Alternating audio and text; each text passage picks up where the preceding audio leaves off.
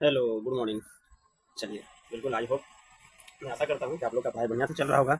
हमने पिछले क्लास में हिंदी का दिया था। आज हम लोग सामाजिक विज्ञान यानी एसएसटी में हम लोग लेकर आए हैं यूरोप में राष्ट्रवाद, और ये काफ़ी इंपॉर्टेंट है।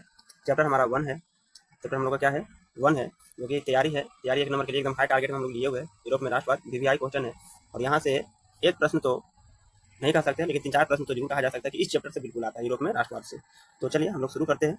और प्लीज़ अगर आप नए होंगे तो वीडियो को लाइक सब्सक्राइब जरूर कर लीजिए, और लास्ट में अपना कमेंट में जरूर बताइएगा कि आपका कितना नंबर आ रहा है। ठीक है, तो चलिए, पहला क्वेश्चन है कि इटली तथा जर्मनी वर्तमान में किस महादेश के अंतर्गत आते हैं?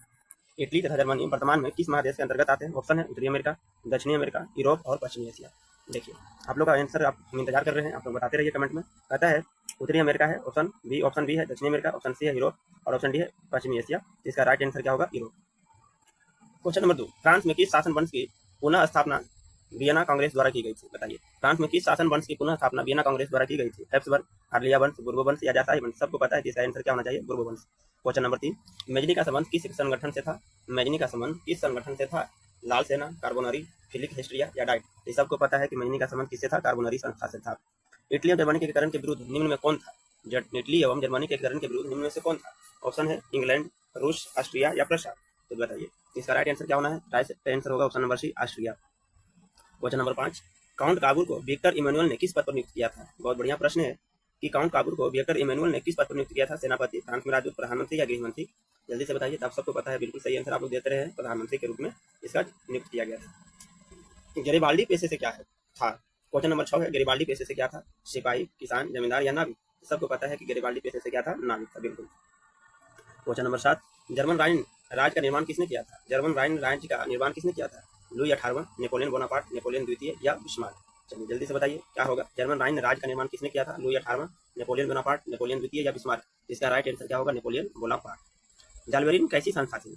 क्रांतिकारियों की, व्यापारियों की, विद्वानों की या पादरियों या समंतों की? जल्दी से बताइएगा, जालवेरिन कैसी संस्था थी? क्रांतिकारियों की, व्यापारियों की, विद्वानों की या पादरी या समंतों की? तो सबको पता है कि यह क्रांतिकारी था नहीं, बल्कि व्यापारियों का था। रक्त एवं लोह की नीति का अवलंबन किसने किया? अवलंबन मतलब किसने अपनाया था रक्त एवं लोह की नीति, है ना? ऑप्शन है मैजिनी, हिटलर, बिस्मार्क या विलियम प्रथम। इसका राइट आंसर क्या होगा? बिस्मार्क ने। फ्रैंकफर्ट की संधि कब हुई थी? फ्रैंकफर्ट की संधि कब हुई थी? 1864 ईस्वी में, 1866 ईस्वी में, 1870 ईस्वी में, 1871 ईस्वी में? इसका राइट आंसर क्या होगा? 1871 ईस्वी में। देखिए, अभी तक हम लोग क्वेश्चन नंबर 10 पढ़ लिए हैं। क्वेश्चन नंबर 10 में आप लोग सही से बताइए कि क्वेश्चन नंबर 10 तक आपने कितना सही किया है और कितना गलत किया है। हम आपके लिए पर डे इसी चैनल पर पर डे 30 क्वेश्चन का ऑब्जेक्टिव सेट लाते हैं प्रतिदिन, है ना? बदल बदल कर, कभी इतिहास का, कभी भूगोल का, कभी ज्योग्राफी का, कभी हिंदी का, कभी साइंस का, है ना? हिंदी संस्कृत भी आएंगे, और इस प्रकार से हम पर डे आपको लेकर आते रहते हैं। और आप लोग जाइए वीडियो को चेक कर लीजिए, है ना? और देखते रहिए।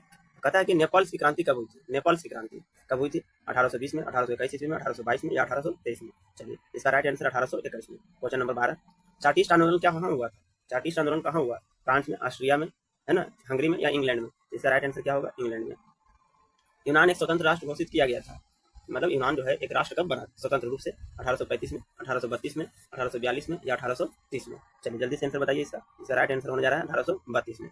ये सब जितना भी क्वेश्चन है सब वीवीआई है। आप लोग जो भी अगर आंसर नहीं जानते हैं उसको आप लिख लीजिए, उसको याद कर लीजिए, बहुत काम आने वाला है, क्योंकि मैंने जो भी प्रश्न उठाया वो सब पीवाईक्यू है, प्रीवियस ईयर है। कार्बोनरी संगठन किस वर्ष हुआ था? 1832 में, 1815 में, 1810 में या 1831 में? तो कार्बोनरी संगठन किस वर्ष हुआ था? 1810 ईस्वी में। एंड्रियानोपुल की संधि कब हुई? 1828 ईस्वी में, 1829 ईस्वी में, 1830 में या 1931 में? तो एंड्रियापुल की संधि कब हुई थी? आपको सबको पता है कि 1829 ईस्वी में। एंड्रियापुल की संधि किन दो देशों के बीच हुई? 1829 में जो एंड्रियापुल की संधि हुई वो किन दो देशों के बीच हुई थी? तुर्की और रूस के बीच, यूनान और पोलैंड के बीच, तुर्की और हंगरी के बीच या हंगरी और पोलैंड के बीच? इसका राइट आंसर क्या है? तुर्की और रूस के बीच। सूडान का युद्ध किन के बीच हुआ? प्रशा और ब्रिटेन, ब्रिटेन और फ्रांस, फ्रांस और प्रशा या प्रशा और रूस? इसका राइट आंसर क्या होगा? ऑप्शन नंबर सी, फ्रांस और प्रशा। पोलैंड के विद्रोह को किसने कुचल दिया? रूस, ब्रिटेन, ऑस्ट्रिया या फ्रांस? पोलैंड के विद्रोह को किसने कुचल दिया था? रूस, ब्रिटेन, ऑस्ट्रिया या फ्रांस? तो सबको पता है रूस ने। सन 1870 में फ्रांस और प्रशा के बीच युद्ध कहाँ हुआ था? सन 1870 ईस्वी में फ्रांस और प्रशा के बीच युद्ध कहाँ हुआ था? सेडोन में, सेडोवा में, साइडान में या फ्रैंकफर्ट में? इसका राइट आंसर क्या है? सेडोन में। क्वेश्चन नंबर 21, आप लोग वीडियो देख रहे हैं, बहुत बढ़िया, धन्यवाद। आप लोग लाइक सब्सक्राइब जरूर करते रहिए, है ना? और चैनल को थोड़ा सब्सक्राइब कर लीजिए। 500 से बहुत कुछ ही सब्सक्राइबर बचे हुए हैं, तो मैं चाहूँगा कि आजकल में आप लोग इसको, है ना, पूरा करवा दीजिए। इसके लिए आप लोग का बहुत बहुत आभार रहेंगे, धन्यवाद करेंगे। यूरोपवासियों के लिए किस देश का साहित्य एवं ज्ञान प्रेरणा स्रोत रहा है? जर्मनी के लिए, यूनान के लिए, तुर्की के लिए, इंग्लैंड के लिए? तो देखिए यूनान के लिए। युवा इटली संस्था का विकास किया था मेजनी ने, काउंट काबूर ने, गरीबाल्डी ने, बिस्मार्क ने? इसका राइट आंसर क्या होगा? मेजनी ने। बिस्मार्क निम्न में से क्या था? कवि था, नाटककार था, संगीतकार था, कूटनीतिज्ञ था। ये सबको पता है कि क्या था, कूटनीतिज्ञ था। सार्डिनिया पीडमाउंट का शासक कौन था? सार्डिनिया पीडमाउंट का शासक कौन था? नेपोलियन तृतीय, count Cavour, Victor Emmanuel, William प्रथम, है ना। इसका राइट आंसर क्या होगा? Victor Emmanuel. यूनानी स्वतंत्रता आंदोलन के दौरान कौन ब्रिटिश कवि शहीद हुए थे? बहुत बढ़िया। यूनानी स्वतंत्रता आंदोलन के दौरान कौन ब्रिटिश कवि शहीद हुए थे? लॉर्ड बायरन, कासूत, फ्रांस डिक या विलियम प्रथम। इसका राइट आंसर क्या होगा? Lord Byron. जालवेराइन की स्थापना किस राज्य ने की? रशिया ने, ऑस्ट्रिया ने, सर्डिया ने या फ्रांस ने? यानी जालवेराइन की जो संस्था थी वो कहाँ स्थापित हुआ है? तो जल्दी से आप लोग बताइएगा। तो इसका राइट आंसर क्या होगा? प्रशा। क्वेश्चन नंबर 27 पर हम लोग पहुंच गए हैं, जिसके बहुत करीब है। जल्दी जल्दी आप लोग लाइक कर लीजिए, सब्सक्राइब कर दीजिए और दोस्तों के बीच शेयर कर दीजिए।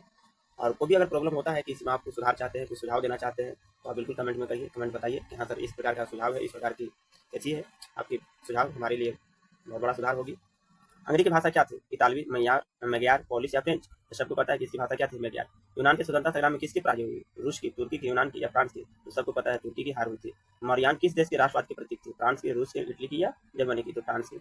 आज का लास्ट क्वेश्चन है ना। ऐसे तो बहुत सारा क्वेश्चन है हमारे पास, लेकिन मैं तीसरी क्वेश्चन की बात करूंगा।